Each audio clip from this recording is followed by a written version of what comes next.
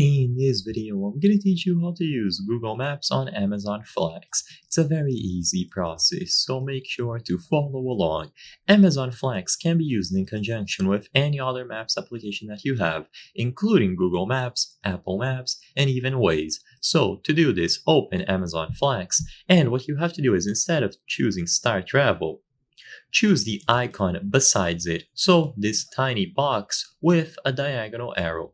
Once you tap on this icon, what should happen is that immediately you will be asked which Maps application you would like to use. So it is going to import this track that you have made with all of your deliveries onto one of these map services. So all that you have to do now is choose between Apple Maps, Google Maps, or Waze.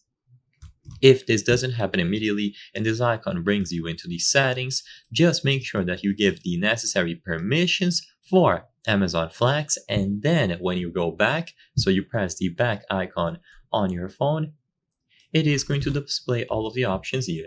In this case, you just go ahead and choose Google Maps, and the exact track that you have set up on Amazon Flex will be displayed inside of Google Maps. It is simple to do, and this option is going to be available as long as you have the latest version of Amazon Flex. If this doesn't work, make sure that you have internet available. Ensure that Google Maps is up to date and working, so you can open it and leave it running on the background, and then if you tap this icon, it will be detected. If it is still not working, then I recommend restarting your phone. You can try restarting the apps, and as long as Amazon Flex is able to detect Google Maps or any other application, it will give you the prompt to use it.